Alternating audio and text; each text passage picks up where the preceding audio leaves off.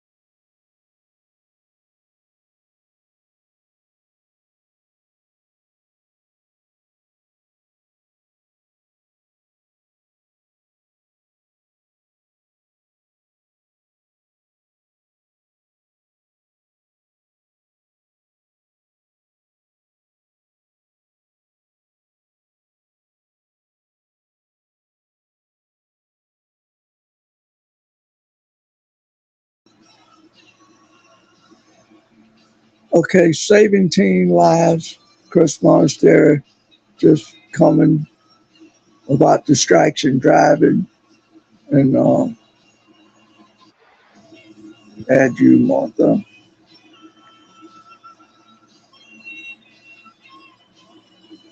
Okay, could you hear me now, Brother Chris? I don't Yeah, know.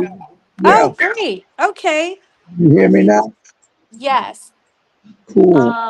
Let me go because let me see. I'm curious to see if it's gonna keep the other information because you're using the same link. And I've never done this before. So you're doing something that I haven't done. Oh, so what it didn't save the original live. But Right, it's starting over. right. Okay. Okay, good to That's what I know. was doing, trying to start over. Yeah, Okay, good to know. yeah. So you're black though, no picture. Oh yeah. Yeah. This is weird because when I went on, it had a cartoon picture.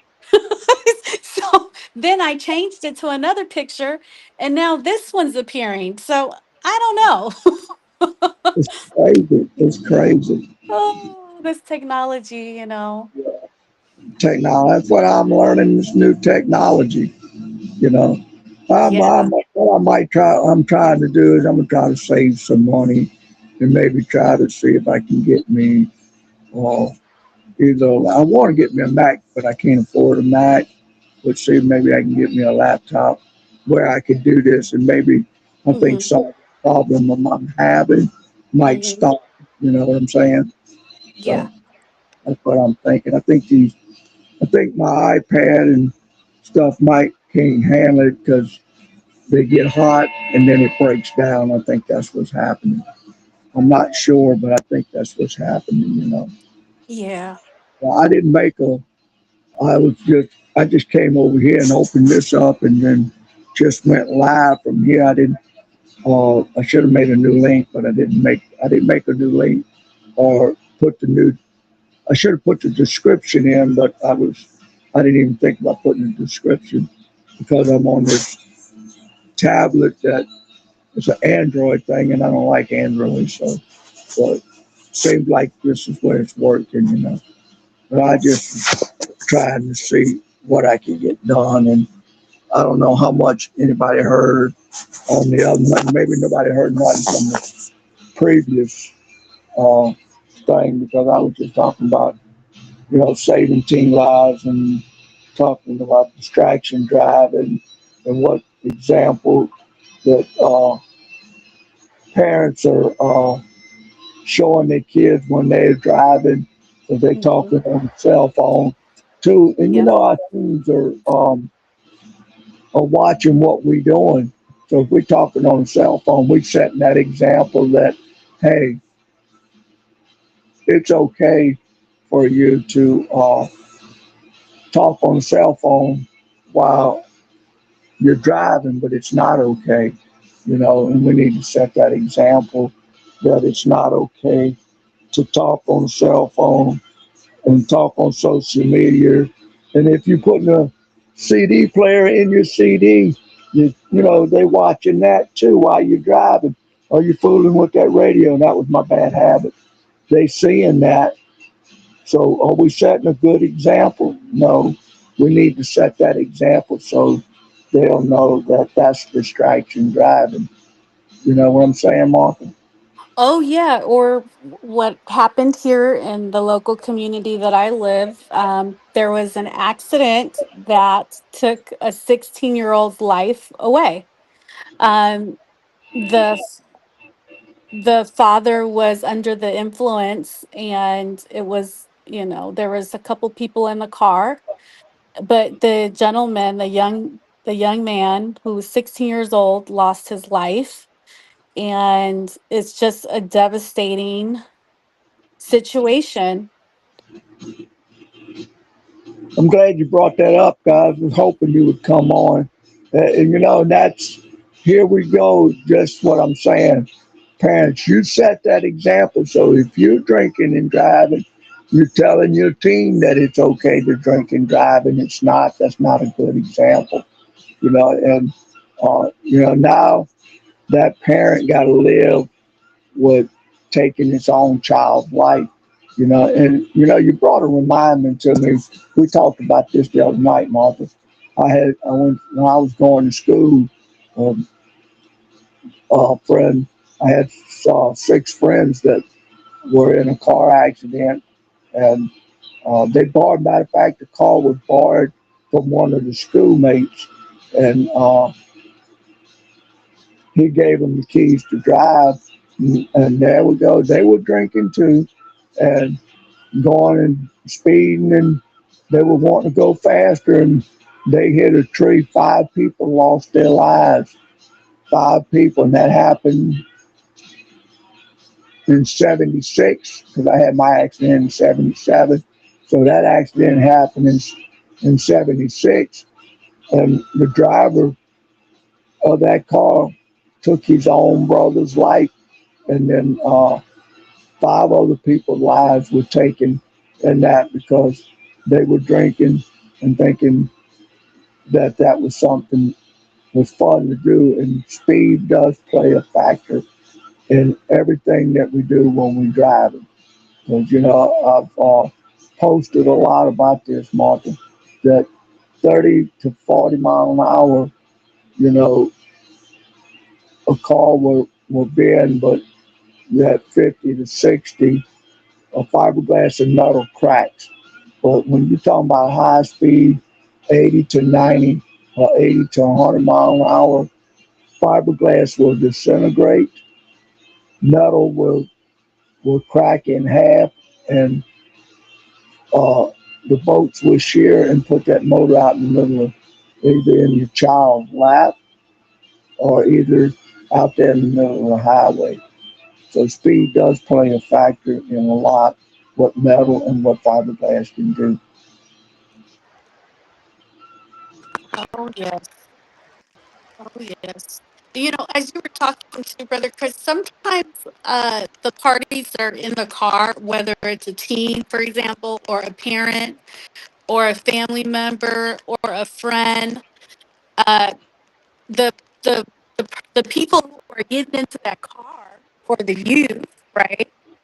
Um, we don't always know if the person is under the influence. That's another thing to also consider. When you're getting in the car with someone else, you are technically risking your life.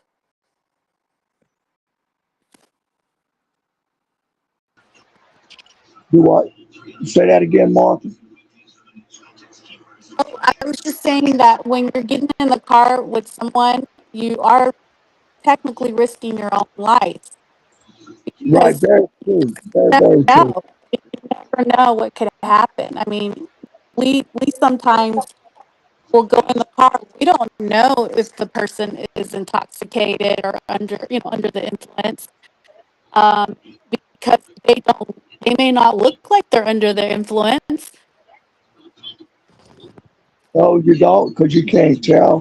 Because some people, can be under the influence, and you can never tell if they're under the influence of alcohol or under the influence of drug. Because some people can assume the content of whatever they take, and you get in their car, you jeopardizing your life because you know you anticipating on that driver to get you where you're going to go.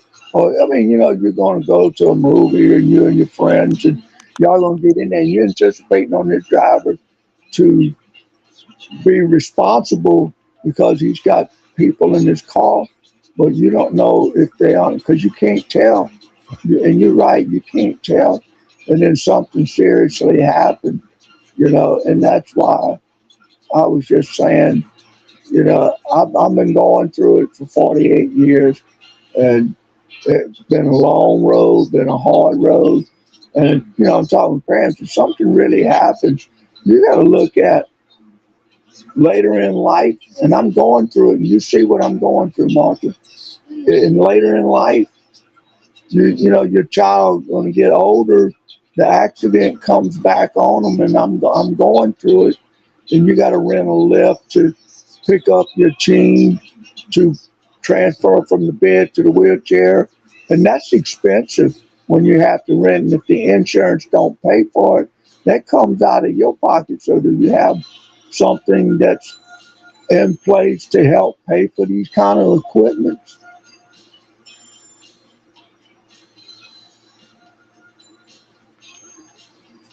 You know what I'm talking about, Martha? Yes, I do, Brother Chris. It's once the experience that you had, I mean, you're living with the outcomes for life.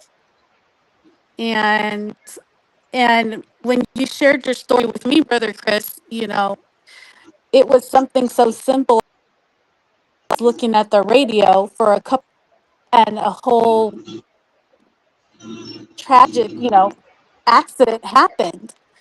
And as a young man, you were able to recuperate a certain way, your body, but you still have, as you get older, other things start coming up in healthcare.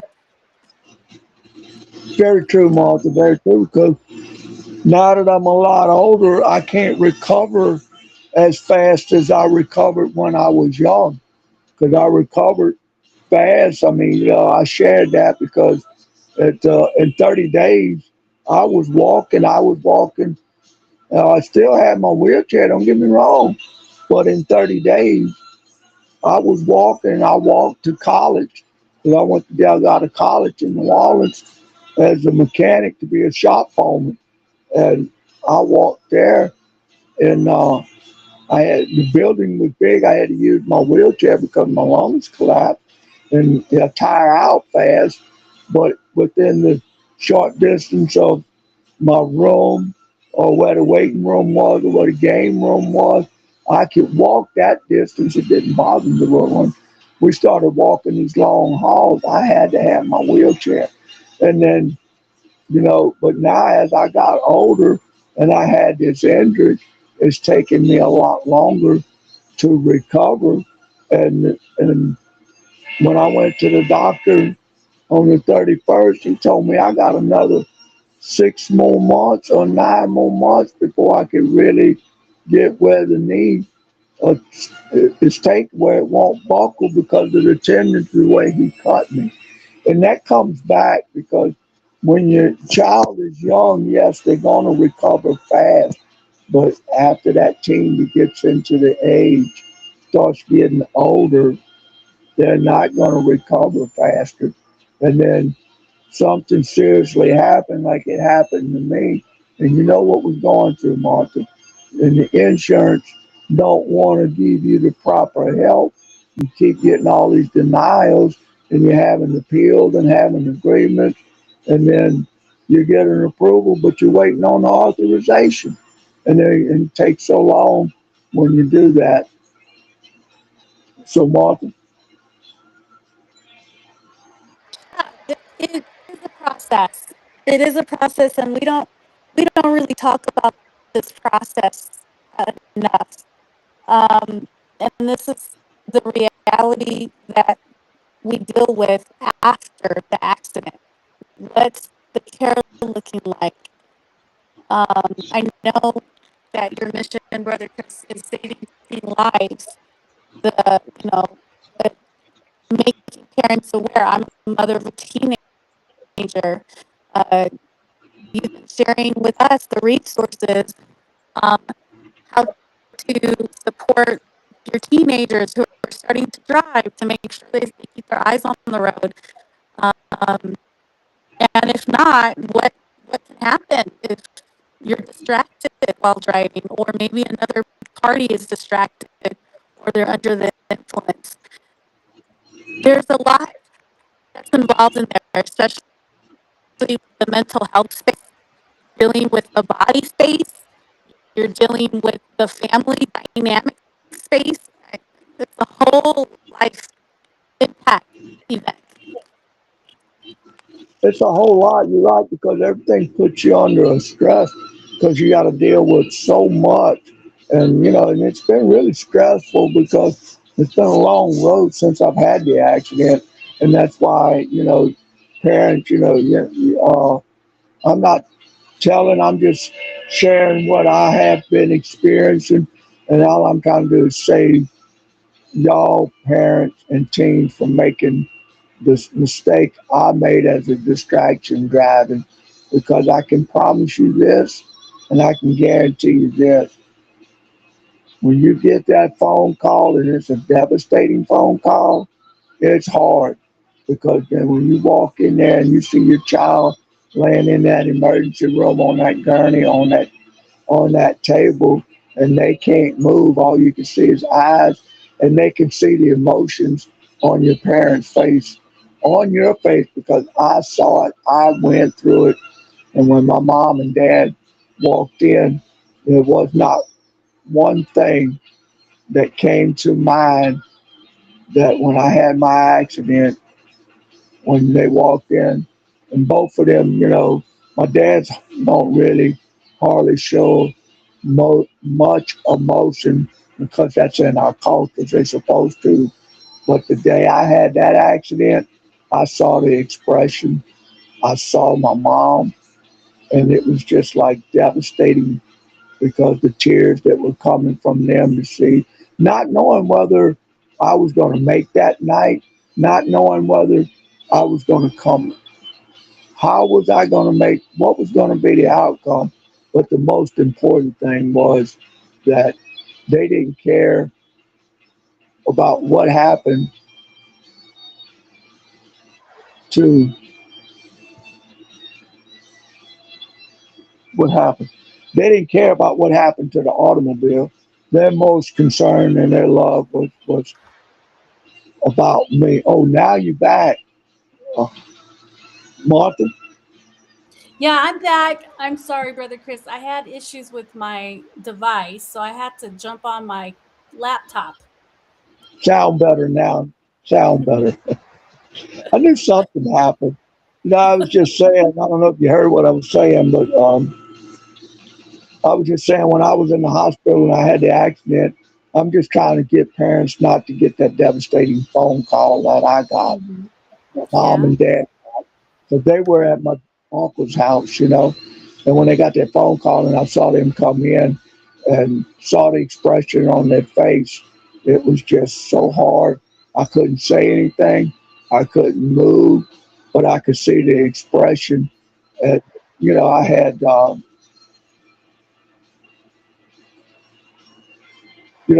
I saw the tears on their eyes, and the expression was they wasn't worried about what happened to the automobile.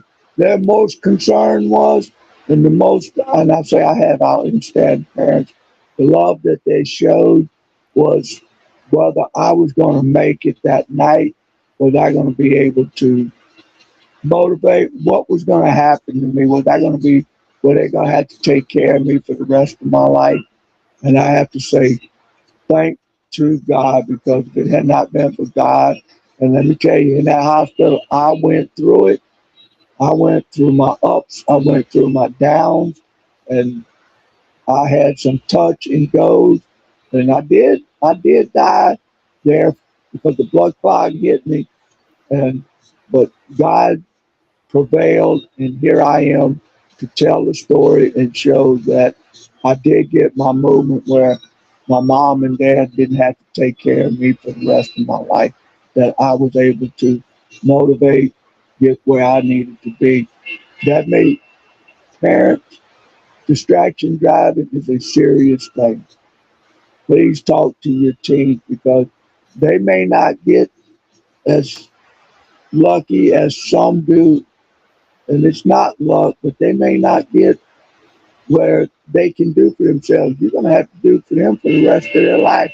And then you're going to have to, because you're going to get older in life, and then you're not going to be able to take care of that child because you're getting older. So, distraction driving is a serious thing. And I just, was trying to shed some light to save teen lives, Martha.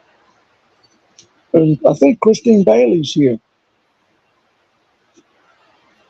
Hi, Christine. Hello. Hello, Christine. What's your insights? Well, I can just say that not based upon a car accident, but I had two cousins within the past year that committed suicide.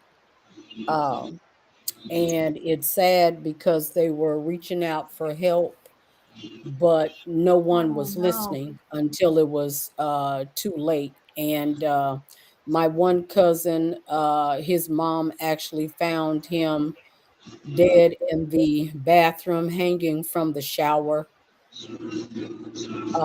And then my other cousin, he died of fentanyl overdose. And both of them were in their early 20s. So, it's just very, very important that we are aware. And when we see signs or when we see our children reaching out, then we need to be proactive and help them, because it is a cry for help. And I feel like both of my cousins just died way too young because their parents felt like just because they were more well off to do than the rest of us, that couldn't happen to their children. And so they ignored it. They just said it was just a phase that they were going through, and now they're no longer here with us. Wow, so sorry to hear that, Miss Christine. Go ahead, Martha.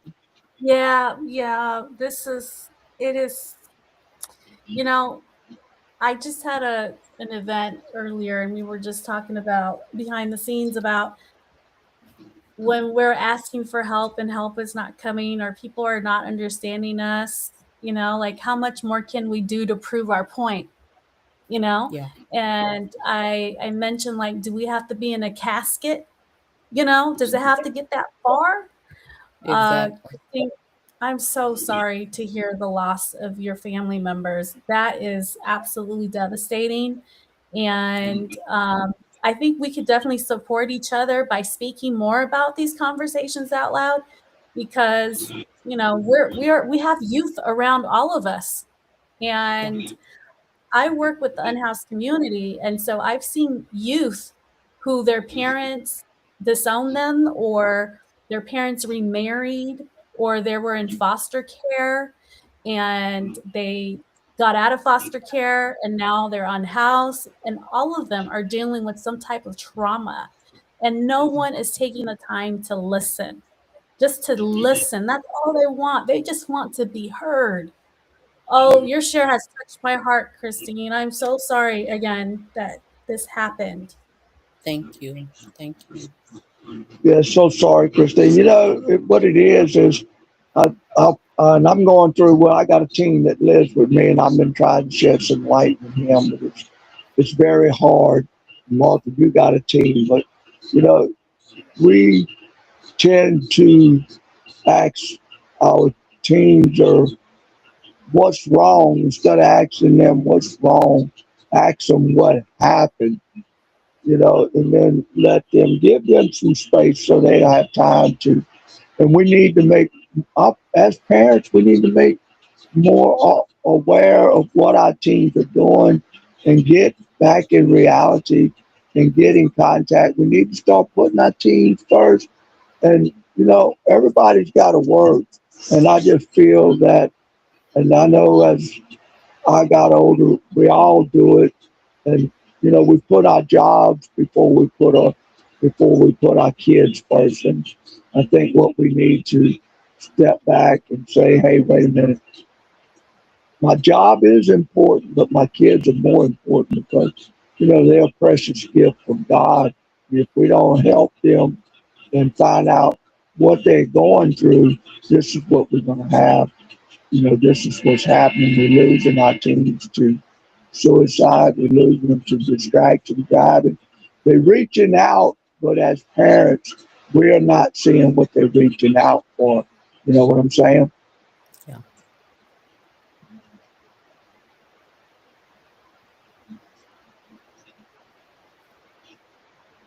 Welcome, Oh, Christine. yeah. Yeah, Christine share just touched my heart. Okay.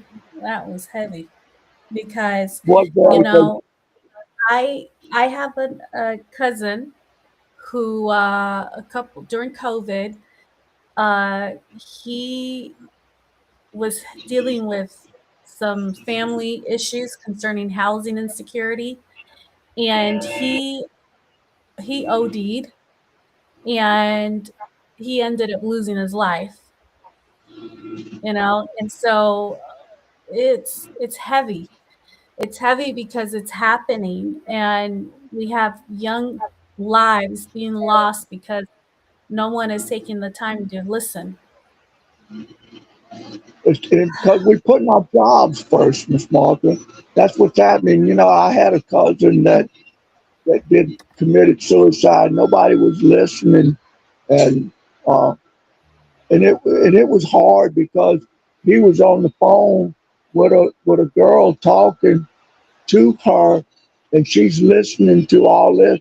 She not one time picked up the phone to call his parents or call the cops and say, "Hey, uh, he's going to commit suicide. He shot himself," and she heard it through the cell phone. Mm. And that was so hard because uh,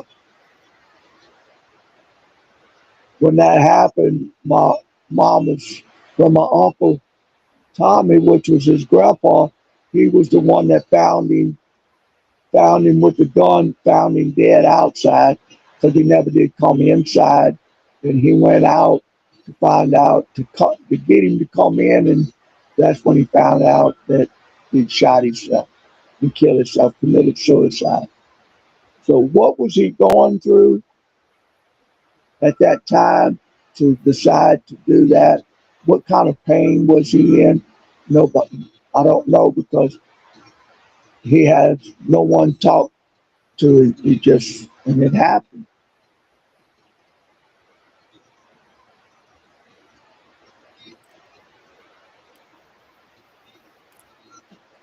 Now, I don't know what it's going to take for people to wake up, not only family, but, friends as well, because we had a nephew a couple of years ago was who had OD'd on fentanyl, and he was in the car with his friends.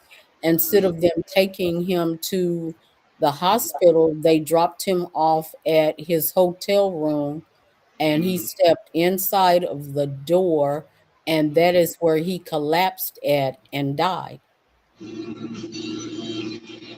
That's a shame. Well, yeah, and I had another cousin that uh, I don't know what they was thinking, Martha and Christine, but he lost his life and he died at a young age.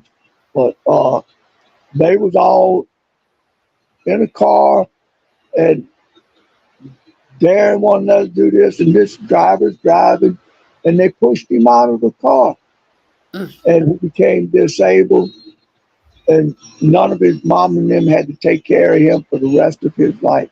He couldn't do nothing for himself. He couldn't walk. He couldn't get out of bed. He couldn't sit up. They had to do everything. But that happened, and he was a teenager when that happened. And it was like 2 years, 3 years after the accident, he died. He passed away, all because they was having fun and daring one another. Parents, we need to wake up Yeah. to pay attention to what our children are doing. You know Yeah. what I'm saying?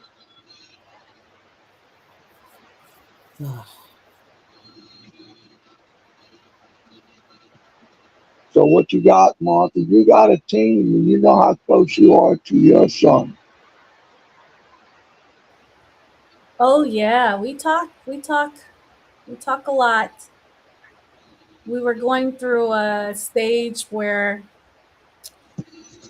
we weren't communicating really well, and so I took a step back to observe myself a little bit more and and and have a conversation with my son. He's going to be 16 this year, and we now hang out in the living room. That's our hangout spot, and we talk.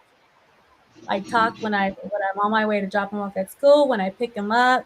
We just keep the conversation going because sometimes our own parents, they don't set good examples because they didn't get a good example either about having that open dialogue with your teens or your children in general.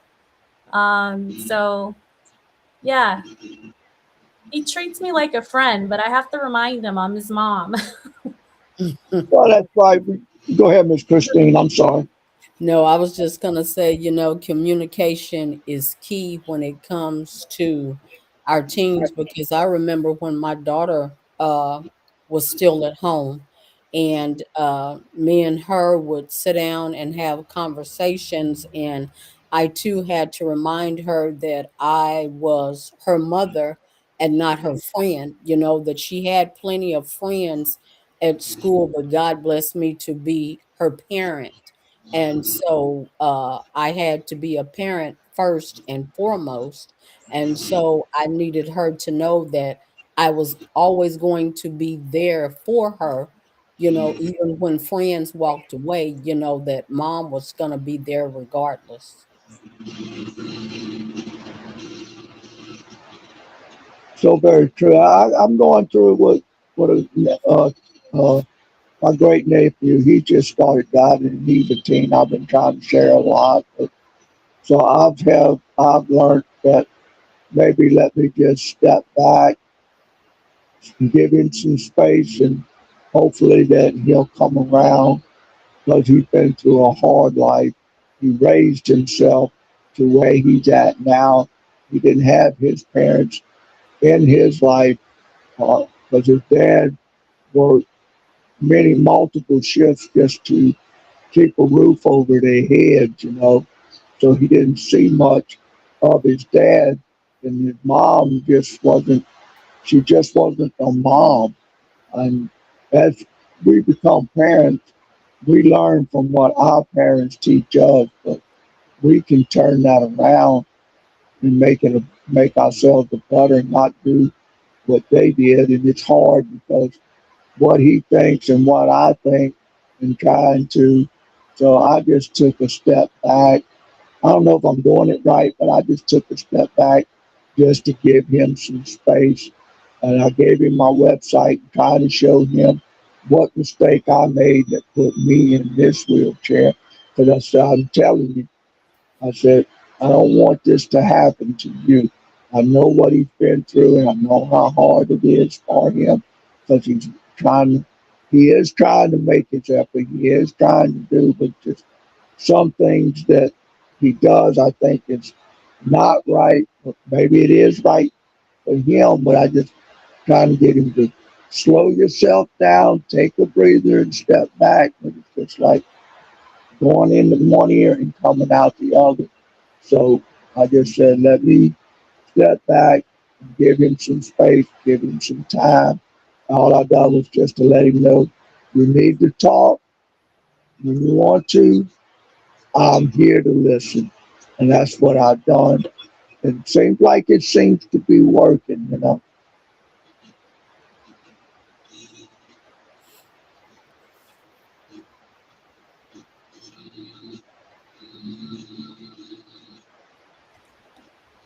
Brother Chris, how old is the teenager? He just made 19. Oh, okay. Yeah. 19, yeah. He's Yeah. 19. He's going to be 20.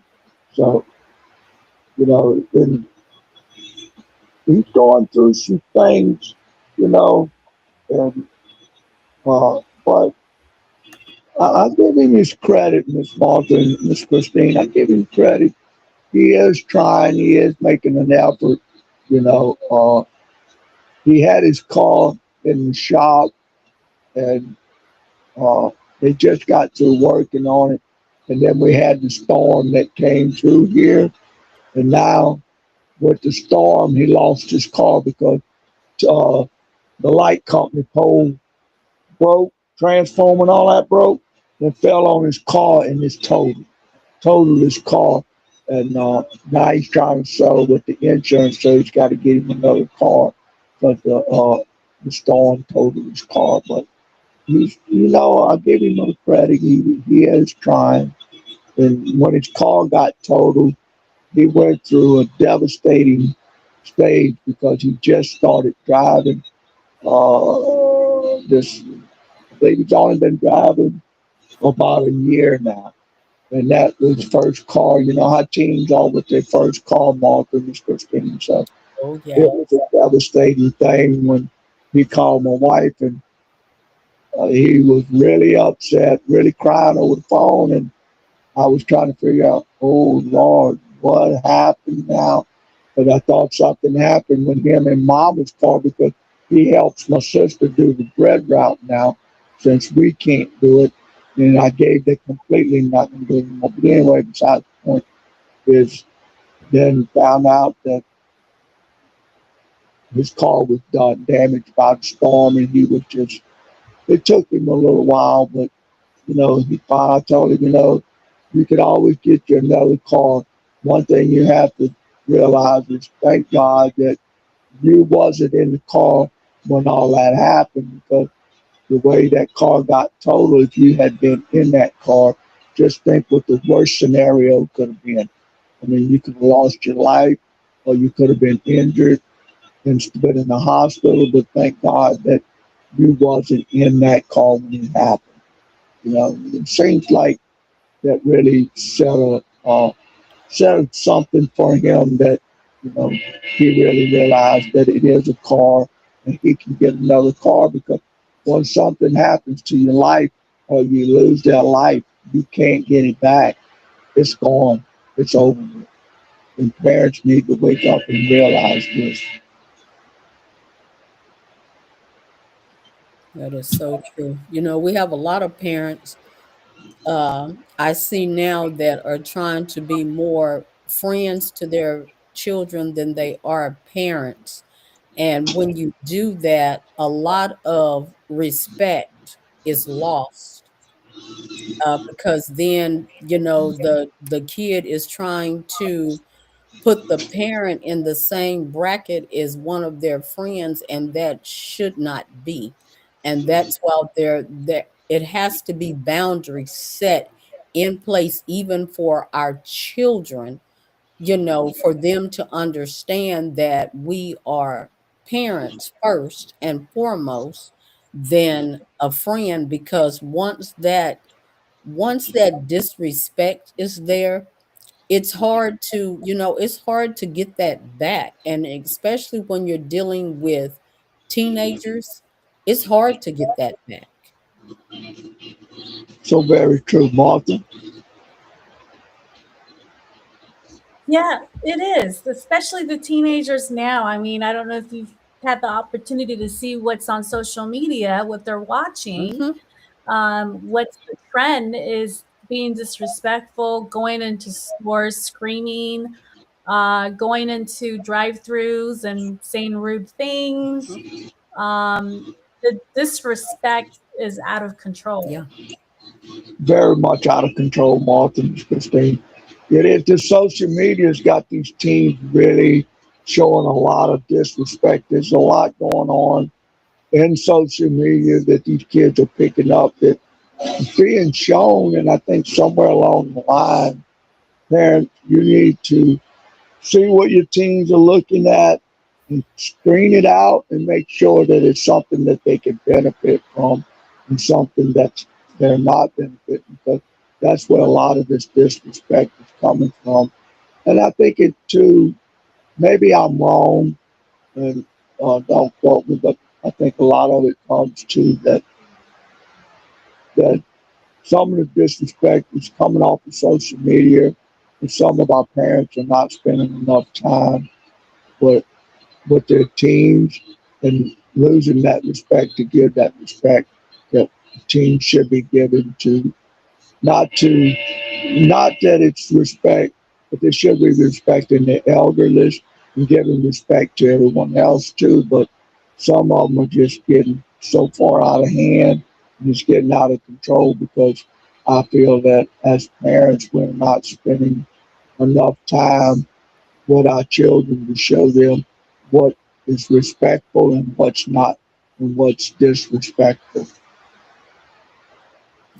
And Brother Chris, I think that starts at a young age as well, because I have a friend who has a son that is 8 years old, and he is so disrespectful at the age of 8. And, not only toward other adults, but to his mom. And that is because she buys him anything and everything that he wants, and so there's no respect. He has all the latest video games and all of that stuff, and it's like he doesn't know anything about respect, and it is really, really sad. And then she gets offended when his own grandmother chastises him as far as how you should, respect your elders, and how you should respect your mom, period. And the daughter gets upset with her mom about that, and it's like, but she's teaching him things that you should be teaching him at a young age, because if you don't start it when they're young, it will get worse when they get older. So true, Miss Christine. So very true. You're right. It does start at a young age, and it does. And as they get older, because parents, today's technology, and I know when we was coming up, we didn't have all that, so it doesn't put a damper on me.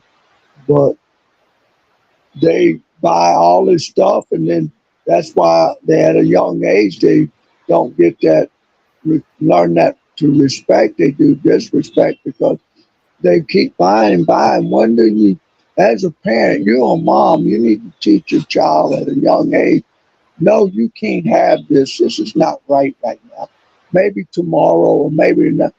Every day you got to buy something. So he's learning that that is okay.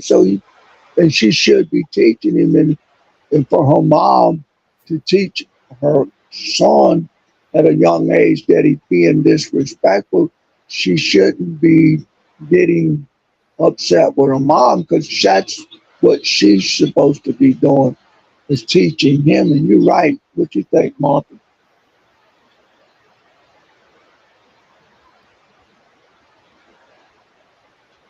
Brother Chris, I was multitasking at the moment, so I missed what was shared.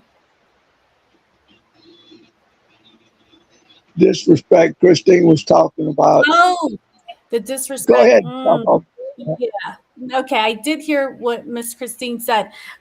So the kid, yeah. So because of the social media, what's happening with social media and like YouTube and TikTok, that's a big one.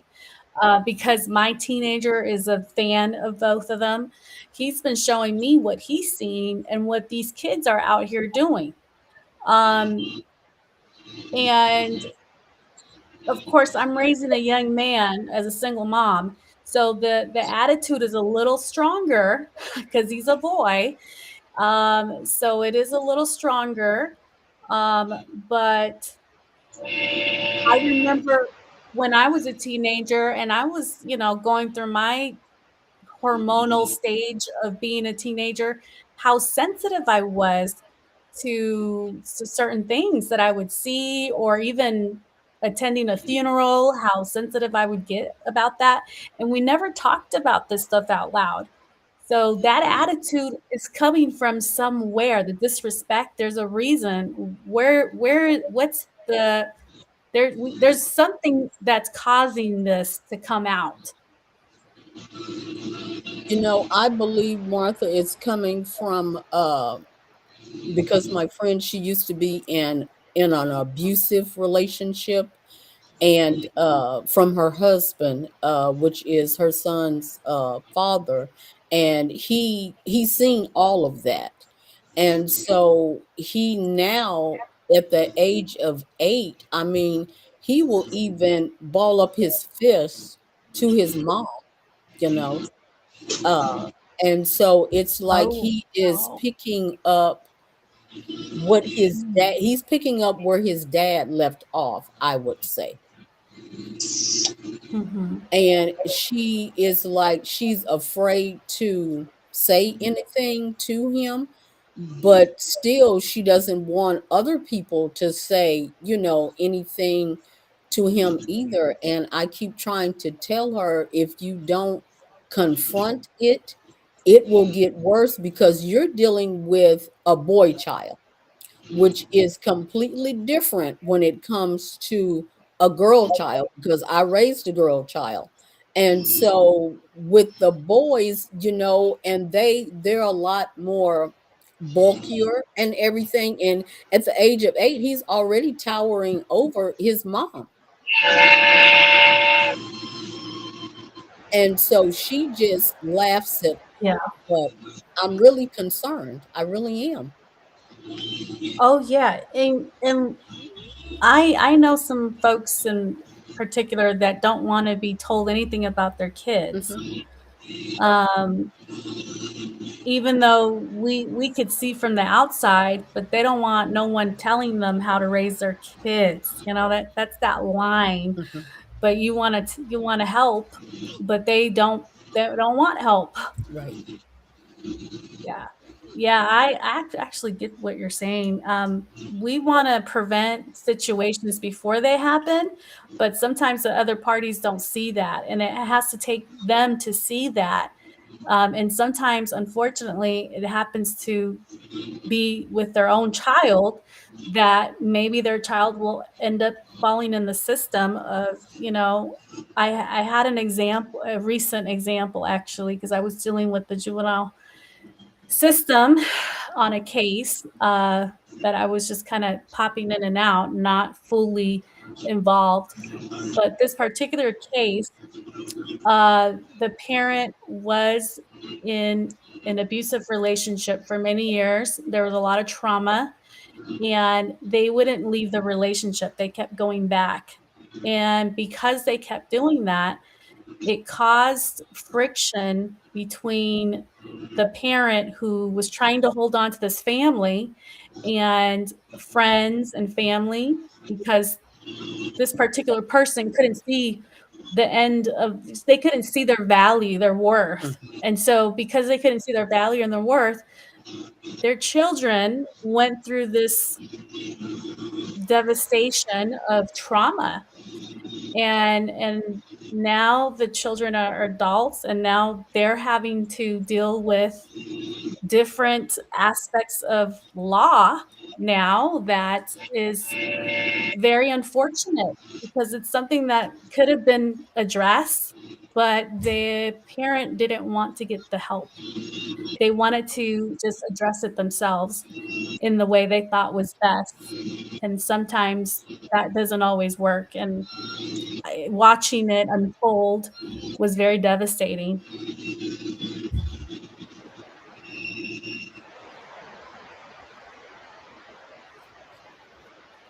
Yeah. So, Brother Chris, have you had any experience with the legal aspects of all of this? Because I know when you had your accident, did you have to deal with any of that? I dealt with, I went through an abusive marriage myself, Martha, and it was hard because when one parent is, but I didn't, one party, let me say this, when one half tries to make it work, but the other half don't try to make it work, it gets worse and worse because that party doesn't, your partner is not engaging and not trying to make it work. So it gets worse. And I went through it, my wife went through it, but I went through it, and it was time that I realized that it had gotten so bad that after my accident, it had gotten so bad because, I wasn't able to handle like I wanted to by myself because of me being in this wheelchair and not being strong enough. It really made me feel really bad. And I really dealt with a lot as I went through this. And it gotten to a point that I was sleeping with a gun under my pillow because the, the abuses that I went through, I wasn't going to have some guy come in and tell me how I'm going to run my household or what my wife was going to do. So I got to a point that I couldn't handle them physically because I wasn't strong enough, or I wasn't able to stand up strong enough to physically say what I needed to say. Because I'm not going to put my hands on nobody because I've been through that before too. And that was a very experiencing thing that I went through before I had my accident and after.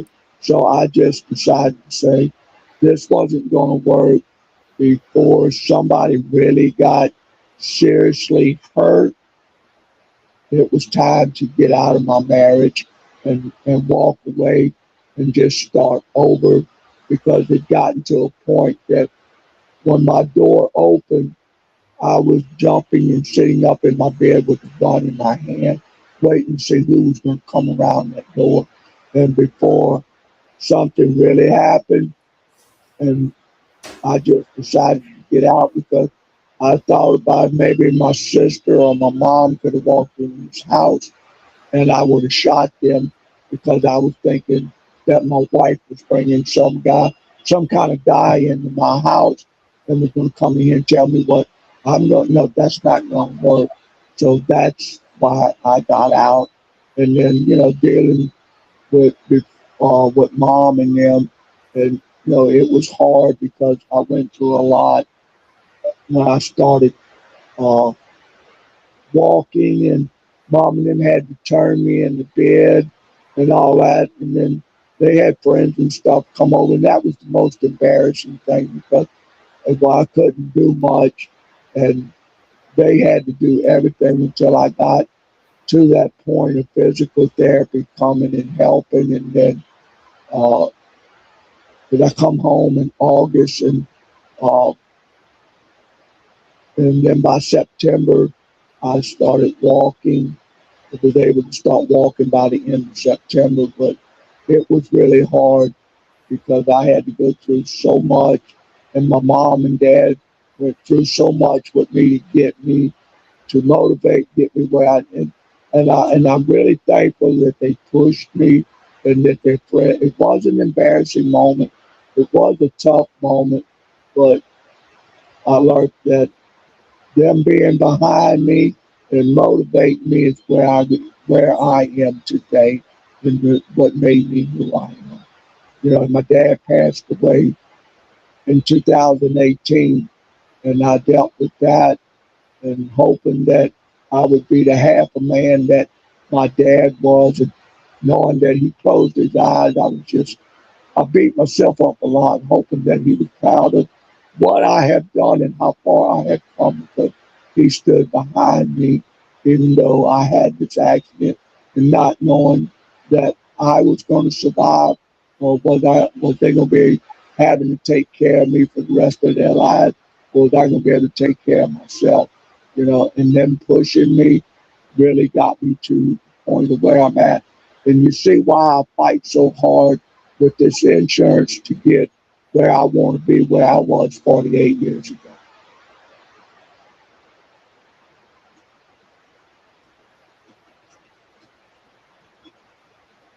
Martha, Christine. I'm still here. Oh, yes, Brother Chris. Yeah, I'm here. I'm just listening, taking it all in what you just shared. Yeah, so, it was really hard, but I learned, and that's why, I pushed so hard against this insurance to give me my help and give me what I need, because they don't want to give me and it's prolonging me. And I guess that's why I get Mhm. so upset because I was pushed to motivate and do where I'm at. And then I had this, and now they're setting me back. And parents, you got to be aware because that's what's going to happen. It's going to happen. I'm going through it. You see it, Mark. You've been helping me, and I really appreciate this because you have put your whole heart and you have put yourself out there and you have been in the spotlight with me since I've come home to help me get where I'm at. And that's what I'm trying to tell parents. When the child becomes disabled, you're going to have to fight real hard. And my mom and dad, they fought so hard to get me home and get me where I'm at. And that's what I'm talking about. If you don't, you're going to, it's just that the accident comes back as we get older. And we have to realize Mhm. that when we get older, we don't heal.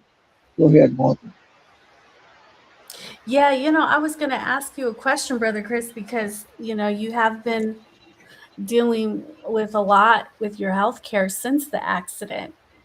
Um, and I've had the pleasure of listening to you advocate for yourself. Um, and my question to you is, what keeps you motivated to keep going? What motivates me to keep going is, What keeps you motivated? Yeah, to keep going. it's really been hard to ask for help because I've done so much on my own for myself, and now my wife's behind me. She keeps me motivated so much about this and about that. I have to say, I am so blessed and thank God that my wife keeps me going. And she has been really stepped up to the plate to help me.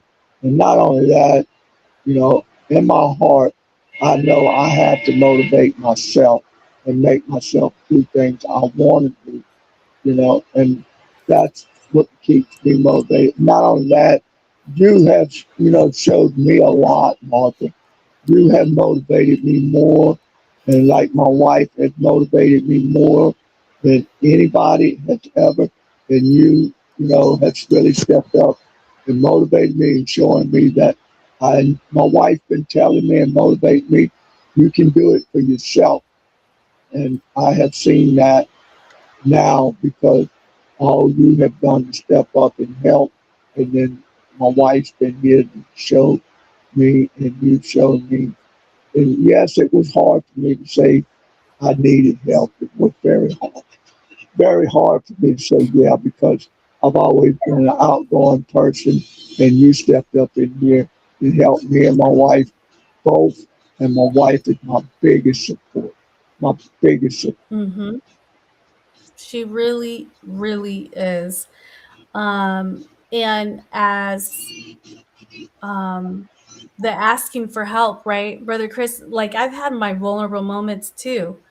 Christine, we haven't had the pleasure of meeting. I don't think we have, but I've gone through some difficult stages in life. Most recently, my mental health breakdown.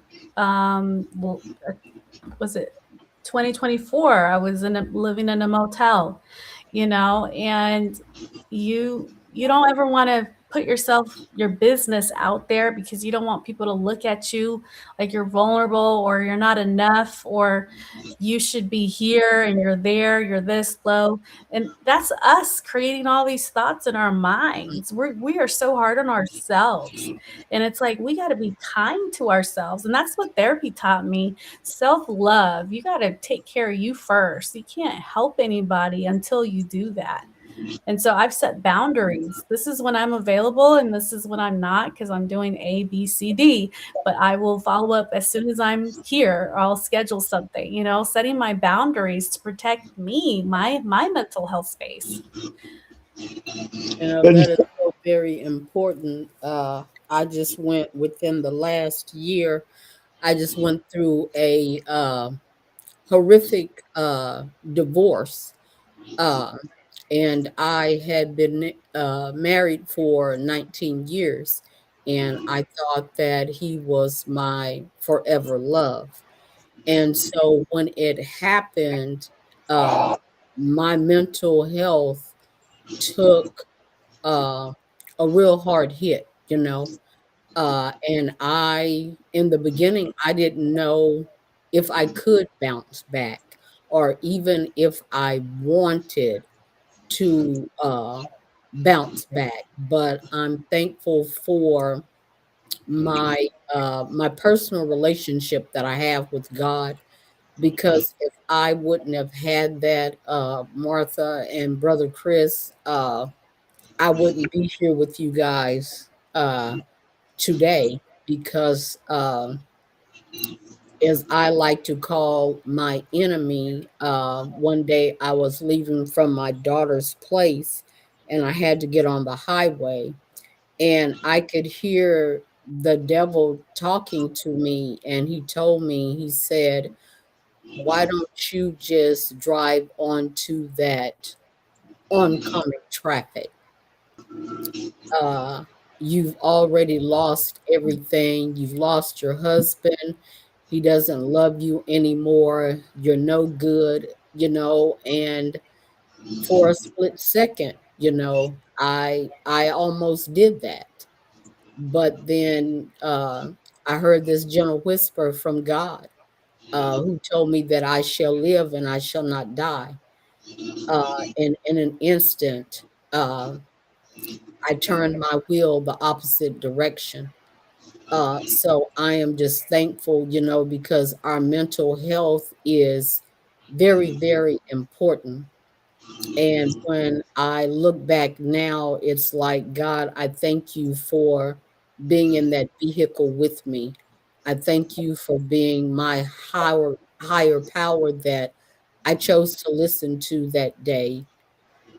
Because if not, I would not be here with you guys today. So, mental health and our self care is very important, and we must set boundaries. And look at you now, Christine. I am so grateful to God that you're here with us Thank sharing.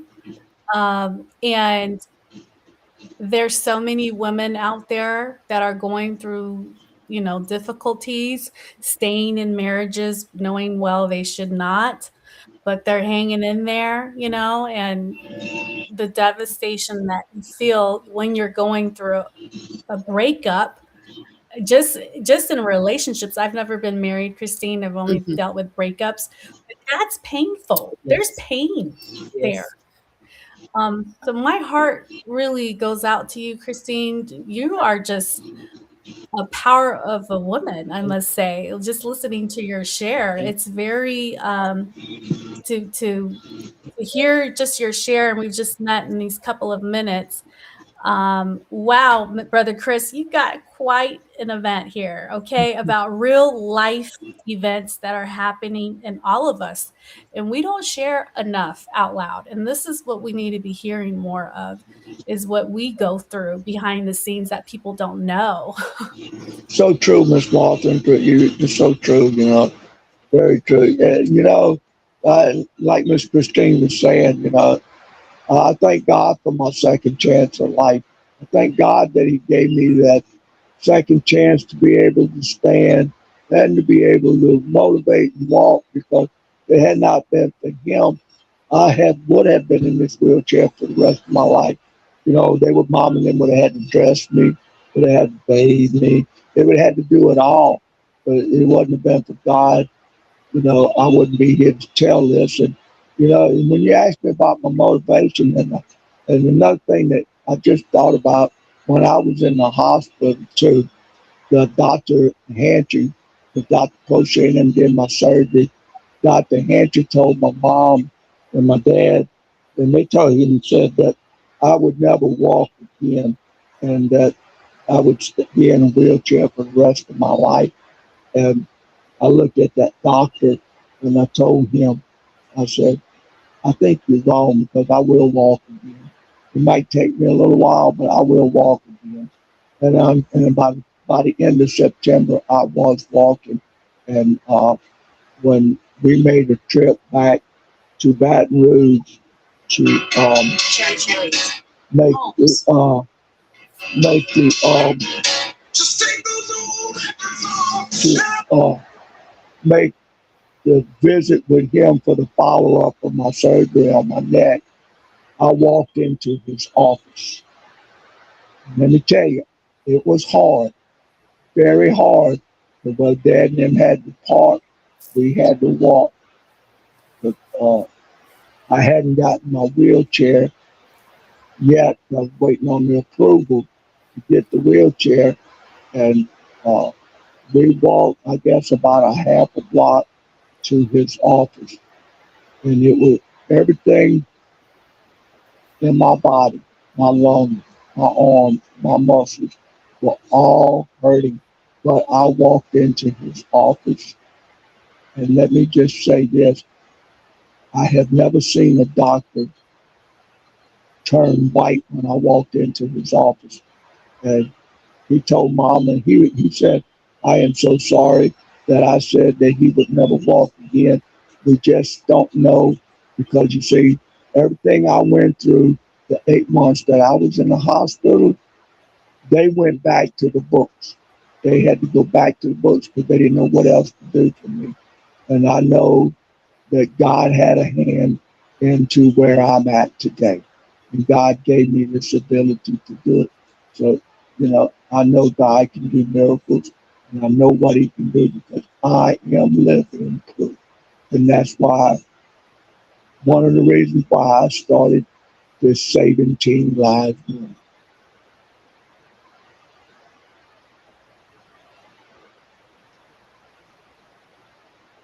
Martha, Christian.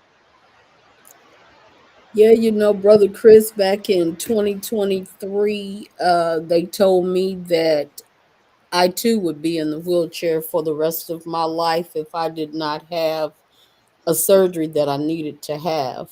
But due to my kidney disease, I was unable to have the surgery. But I looked at that surgeon and I told him, I said, no, I will not. And he said, yes, ma'am. He said, if you don't have this surgery within a year, you will be in a wheelchair for the rest of your life. And I told him, I said, I thank you for your doctor's opinion, but I serve a higher power, whom I choose to call my God.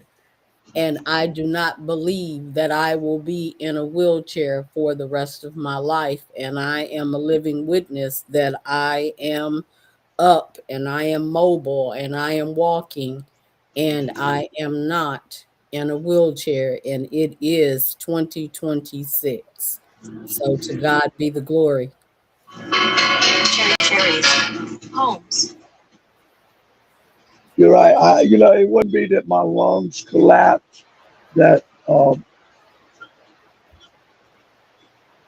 wouldn't need my wheelchair either. But since that lung collapse and the spinal cord injury I had did leave me paralyzed on the left side. So, and it's not I'm not making no excuses. I'm not making nothing. It's just Mhm. with the left side being paralyzed and having to wear a short leg brace, it makes it so hard to walk because my foot sticks to the floor and I got to motivate to make it move. So in short distance, I do real good until I had the accident on the 15th of January. But I was doing real good. And then whenever I'm in town, I have to use my wheelchair because in town stores is just so big for me to walk Yeah. through. But I thank God that I have this ability to walk, stand, and do what I need to do, even though I still have to use my wheelchair. I don't spend all my time in my wheelchair. I don't spend like some of my friends that I know. That's all they live is in that wheelchair. Once they in it, they don't get out of it. They in that chair till the end of the day, and then they go back to bed. I thank God that I don't have to stay in that wheelchair 24 hours a day. I can get out of that chair, sit in my recliner. I can get out of that chair and lay in my bed. I can get out of my chair and walk to my ice box, or I can walk to the zinc because it's all short, close distance. But Amen. since, yes, ma'am. And since the accident, I'm having to recover to do what I want to do. And Martha, you know what we've been going through. Healthcare don't provide the proper help that we need.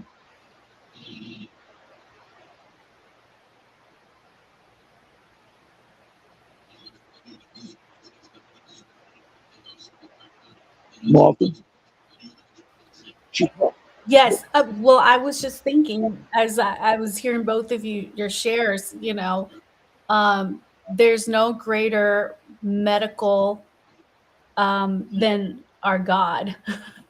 So true. God. Mm. Um, even when we're dealing with insurances, dealing with the healthcare system, that's all scary too. We don't really talk about the fear that goes into when you walk into an emergency room.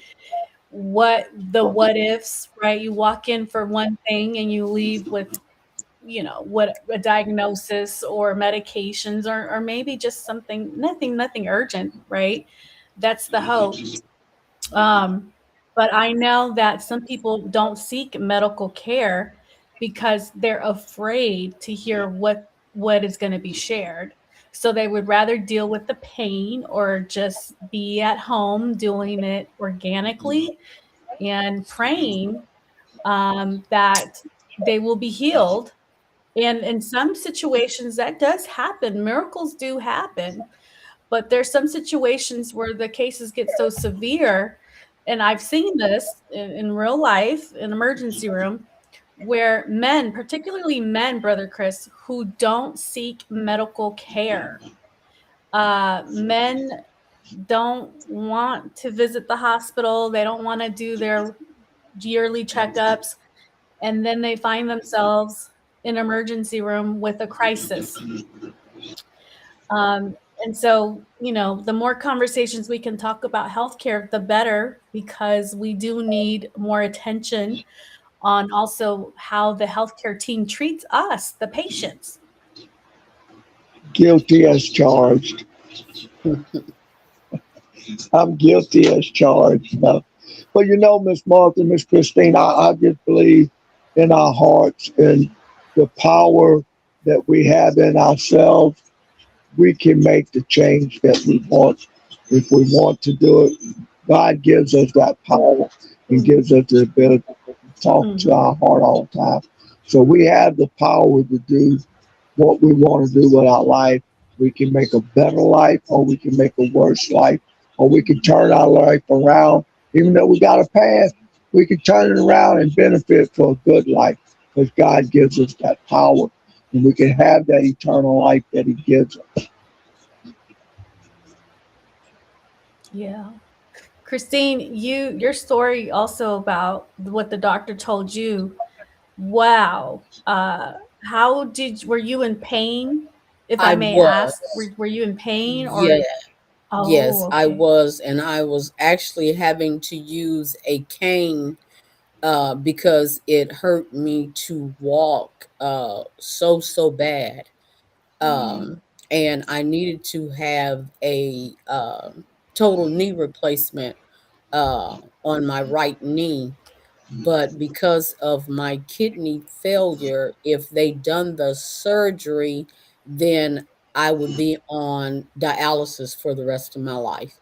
And Mhm. so my surgeon was Mhm. not willing to take a chance to have me on dialysis. And, and I told him that I was Mm. thankful for that because a lot of surgeons would have done it based Yeah. upon money. But this surgeon actually had a heart, and that meant a lot to me, because he Mhm. put my health ahead of, the money Mhm. that he could have gotten paid for that surgery. And so I'm just thankful, but I'm also thankful to God that I have been Yeah. in kidney failure for over 7 years, and I am still not on dialysis. So I'm thankful for that. Wow. I am truly thankful for Yeah. that because both of my parents were on dialysis before they passed. My dad was on 24-hour Mm. dialysis. um, my mom, I had to take her 3 days a week, for her dialysis treatment. So, I'm just praying that with me, uh, that Mhm. curse has been broken, off of our family and off of our generation. Uh, and so I'm just thankful. I am truly thankful.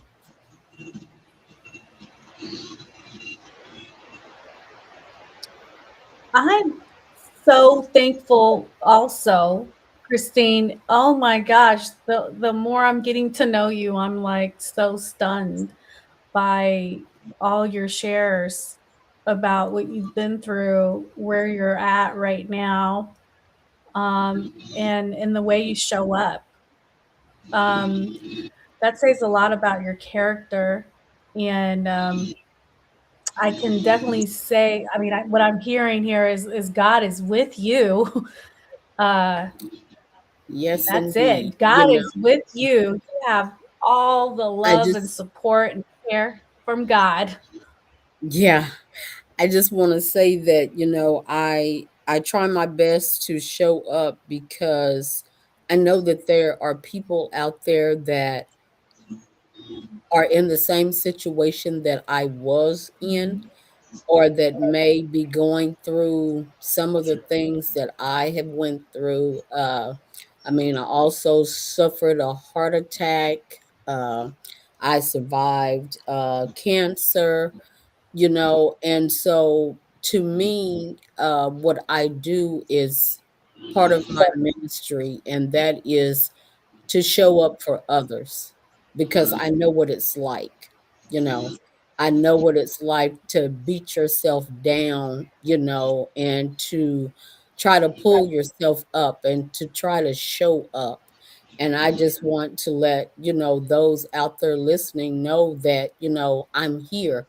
I am that shoulder to lean on, that ear to listen to, because that's what it's all about. We are supposed to be a blessing to others.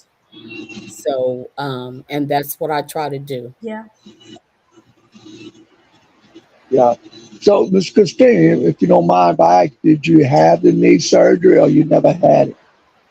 I never had the knee surgery, and I can tell you that I had went back to church that following Sunday after I had gotten that news from the surgeon, and the apostle had actually prayed over me. And I can tell you that I have not had to use my cane in over 3 years. I'm able to walk up and down stairs now without any assistance. I can walk in the grocery stores now without getting tired. And so on that Sunday in church, Brother Chris, I actually received my healing, and I have been walking in my healing since 2023. Wow, that shows what God can do. Yes, That sir. just shows what the power and how powerful God is and the miracles that He can do. It's a Yes. living proof of not even having the surgery and just, by God doing what He needed to do and having that strong faith that you had. And, because God unconditionally loved the world and He loves us, each individual, no matter what we're going through. All we got to do is ask and we shall receive. And That's true. And it's very true. I've witnessed this with certain folks that I've been supporting, where they some life experience has happened, and while it was a bad situation, there's some other reason why this happened. There was a reason for it, and then at the end of the experience, when they're over that hump, then it's like, wow, this is what God was doing. This is what God was telling me to do, that I need to pause, that I need to just rest, that I need to just relax because God wants to bless me, but I've been blocking those blessings because I've been so busy focusing on all these other things that I shouldn't have been focused on. That's true. That is true. And I believe that all of our tests are actually testimonies that should be shared with others, because that's how others are able to Yeah. see, what God is able to do in all of our lives. There are no exceptions because God loves all of us, and He has a purpose and a plan for each and every individual. so And true. we are all, we're all needed, Yeah. we're all wanted, and we're all loved. And that's very important for everyone to know. It's so true because, we put God first and we put ourselves second. But God's always saying that we always put everybody ahead of us and we don't put ourselves first. And Martha, you know what I'm talking about. And, we need to start putting ourselves first and putting everybody else second because we need to slow down. We need to put ourselves first. And that's what's happening is we, I've always said since I started this, my phone is always open. Anytime somebody needs to call me or DM me, I'm here to listen to whatever anybody got to say, just to talk or venture. I've been here. My phone's been like that ever since I've started saving teen lives. I've been saying that. And then I had the accident. And Mark, you know what you went through. God has been telling us we need to slow down because we are not Yep. taking care of ourselves. And then when something drastic happens, we see it. After it happens, how come we can't see it? Yeah. We have to wait till something happens. All we have to do is listen to what our heart is Right. telling us. That's true. And we have to listen to our bodies as well, uh, Hmm. because I know I used to run all the time, and I never slowed down enough for myself. I stayed on the run, for my husband, our children, family, and other friends, and then when I had that heart attack, that was a major wake up call for me because I actually had the heart attack at the VA hospital at my husband's doctor's appointment Mm, at the VA. And the funny thing is, I didn't even know that I'd had a heart attack until the day after. I had went to work that following day. I got off from work, and that's when everything turned. And I thought I was having a panic attack.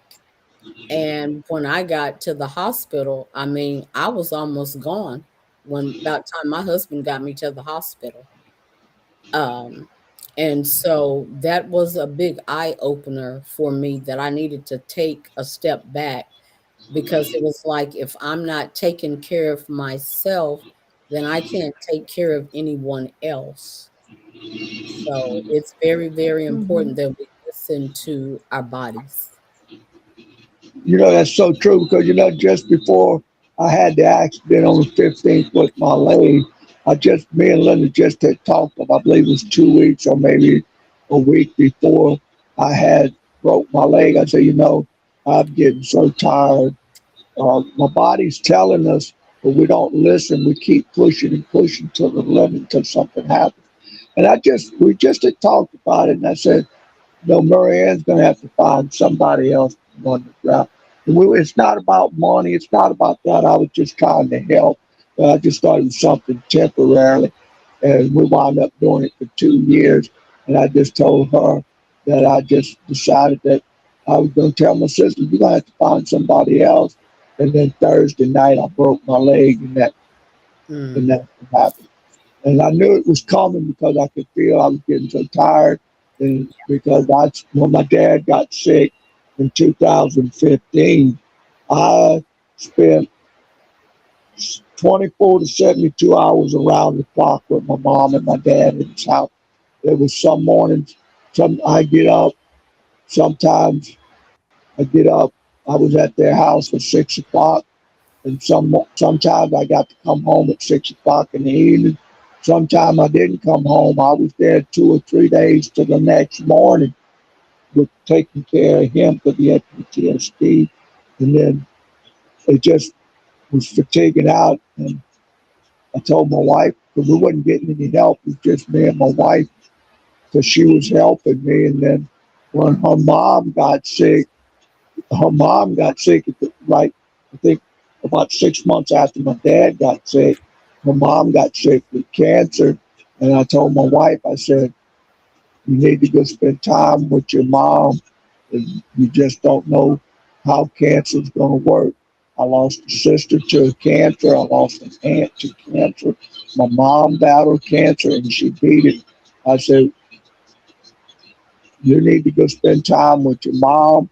I couldn't go help her with her mom, but she was putting all her help to help me because we wasn't having any help, and I was staying around the clock. And then she had to go to work too, all during this time, and uh, I was just starting to fatigue out.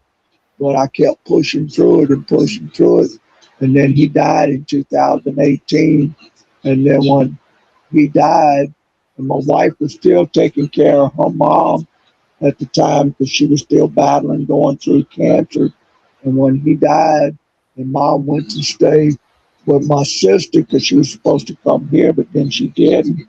And then when he died, and came home, and I went through that ordeal, is but when he passed away, he was 152, and he looked at me and dropped his head towards mom. And the thing was, what am I going to do now? My dad was gone. What am I going to do? And it was so hard. And when I come home, I hit this bed, Martha and Miss Christine. When I hit this bed, my wife can tell you, it seemed like I slept for 3 days before I woke up. That's how tired I was, how fatigued I was. And I just pushed through it. So my mom and them, when I had my accident, they stayed 8 months in the hospital with me. They never come home. My dad didn't work for 8 months. For 8 months, my dad didn't work. He stayed down at the hospital, and then I took care of him until then. And then when I hit this bed, let me can tell you, it seemed like I slept for 3 days.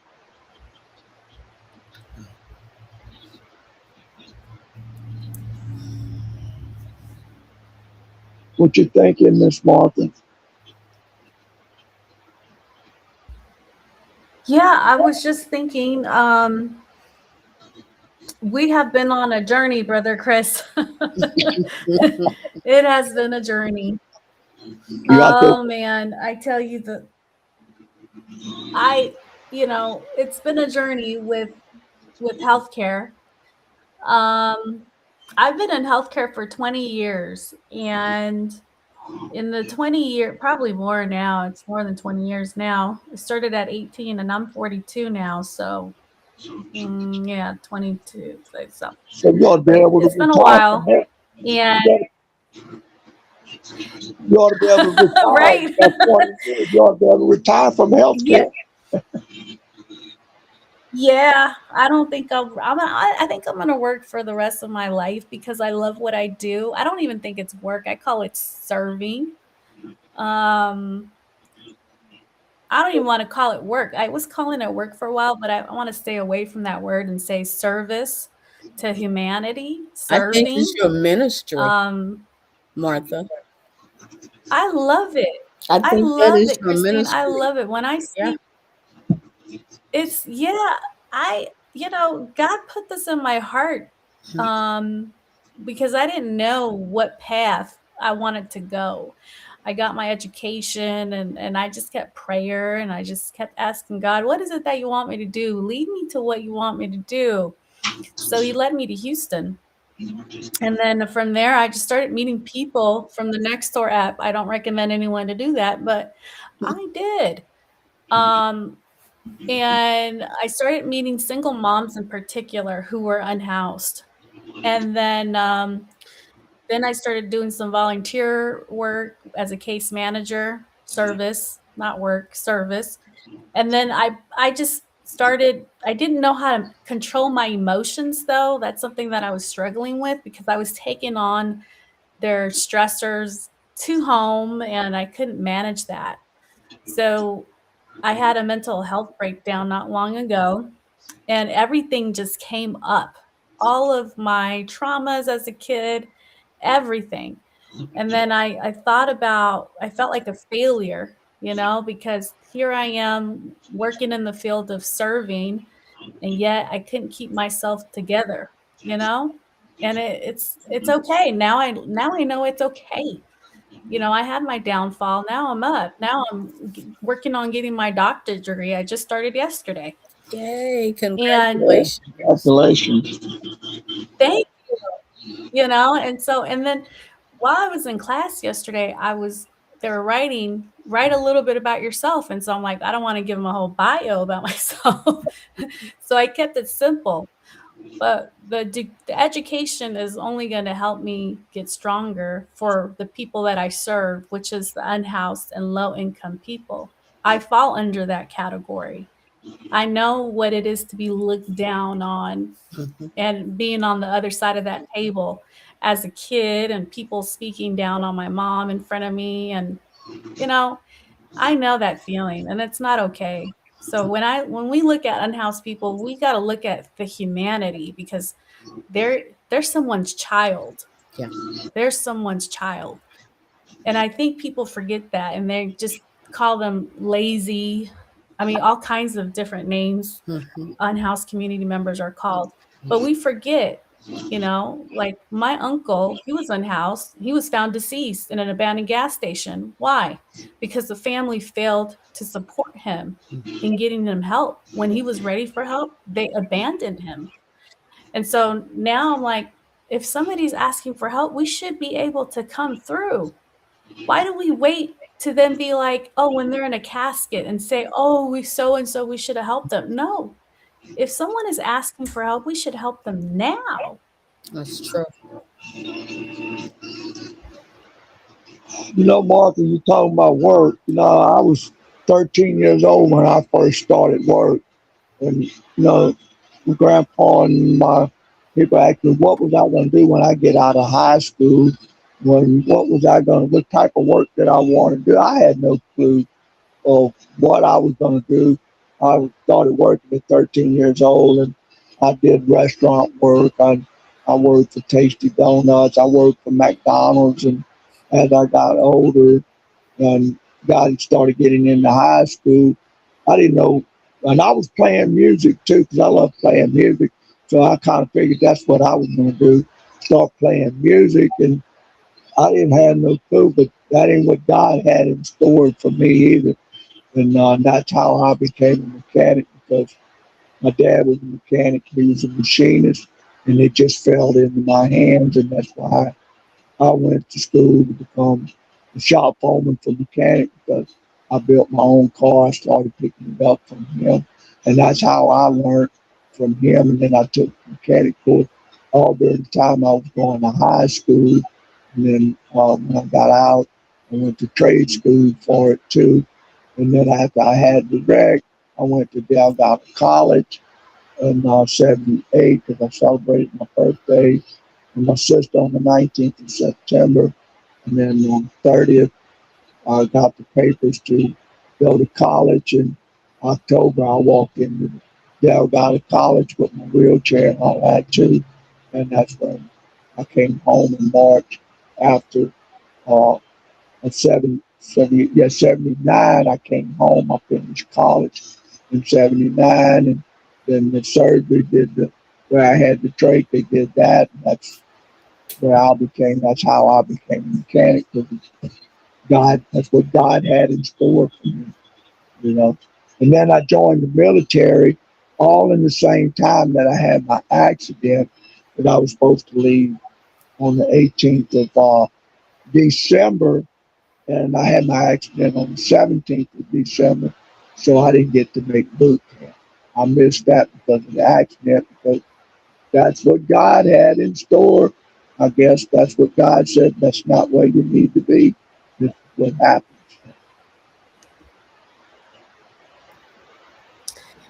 Yeah, and at that time, right, we don't understand what God has in store for us until later we see the picture and we're like, "Oh, wow, we get what you were trying to show us, but we didn't see it." So That is so Yeah. true because I never seen myself being a podcast host. And when Jason Wilson presented me with that, I thought he has got to have lost his mind because I don't know anything about being a podcast host. I was like, I don't even know what I would talk about. And Jason said, "What does your heart say?"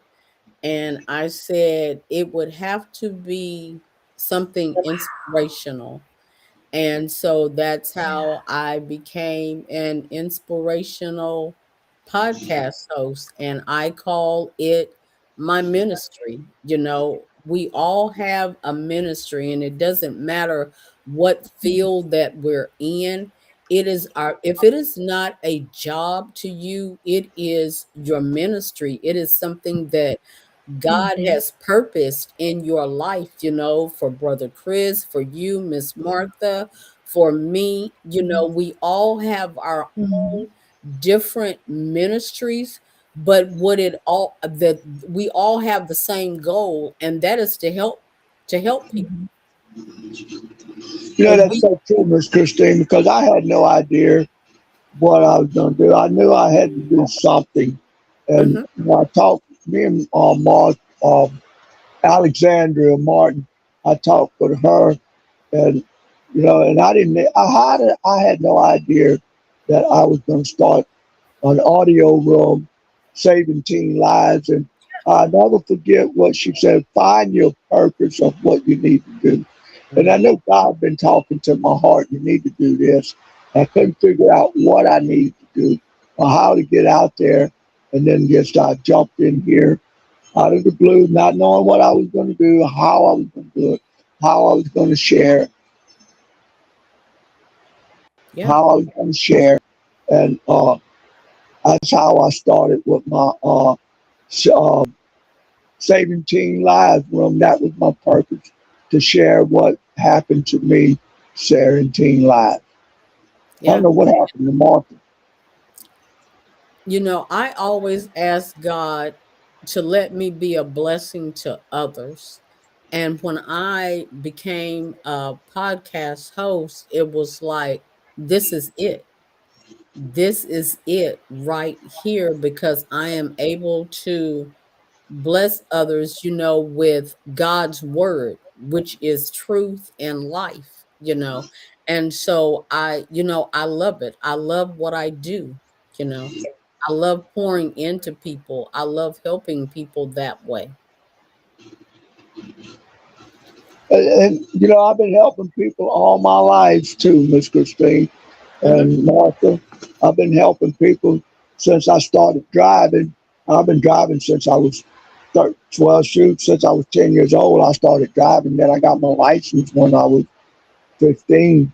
And I've been driving, and I've been helping dad's mom and dad. I've been helping my mom and dad.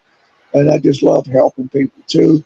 And I figured, well, God's talking to me. Why not share my story, and let's share about saving teen lives, about distraction driving, and that's where I started, right Yep. there. And you know,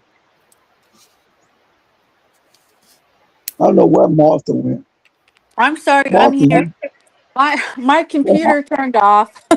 Now I'm back on the phone and it's low on battery, so I'm trying to charge it without getting this phone to overheat.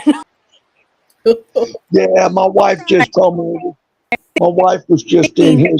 really, Got I was just thinking about how many people are in our lifetime right now that may be listening to this live or maybe replay, that are going through a phase in life, or maybe they've been dealing with this for a while, because I know it happened to me and I'm sure it's happened to many of us, where we don't know what we need to be doing.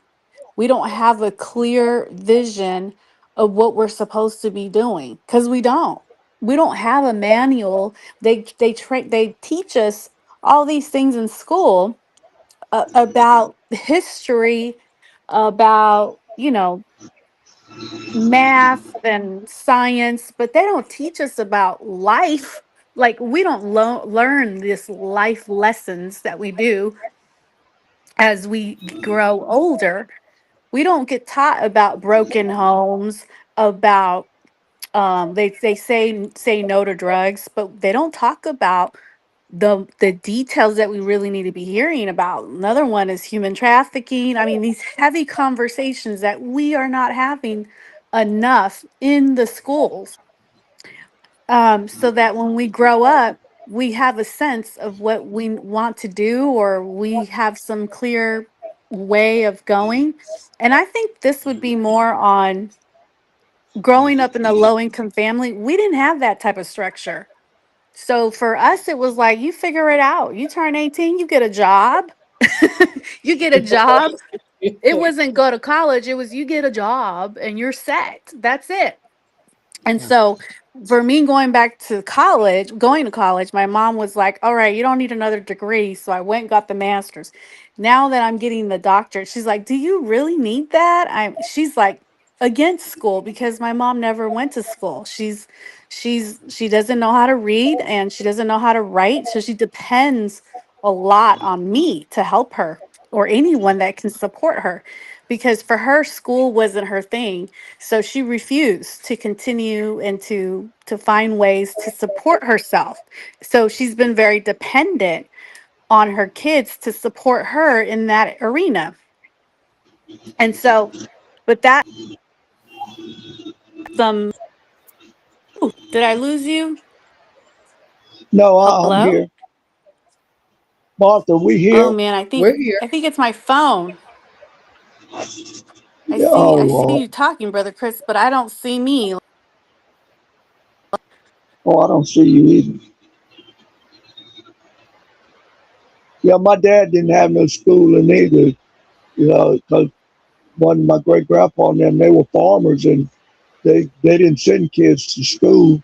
They pulled them out of school, and they had to work on the farm and stuff. So my dad didn't have much schooling, and then my mom didn't have much either. So they depended on us if we went to school and all. Yeah, my Martha back. Okay. Okay, I got off subject. I, I was just, I was like, what? How did I get into this subject? So can we rewind? Oh yeah, man, I don't know. I don't know where that conversation. I was trying to go with that. There I go. Oh, yeah, my wife just come in here and said, well, she got a cat. We got to do. I ain't did this catheter yet, and it's getting late. And she said, let me know. I said, yeah. So if Martha can come back, I hope.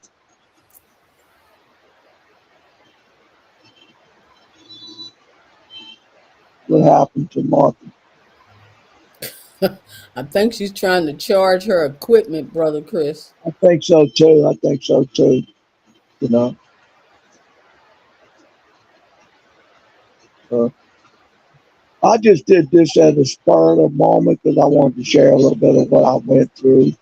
And Martha came, and we've had a real good conversation, I think, tonight. And I'm hoping that parents are listening to what you shared, Miss Christine, what I've shared, and what Martha has been brought to the table. That maybe they would, oh, she's back. You back? Let's see if she can come on. Oh, I'm back, Brother Chris. My technology's not working, but I'm here. You're doing like Kenny. Kenny like popcorn. He popping in. Yeah. I am. I don't even know where he's at. He's probably at another live because he sent me an event earlier, Right.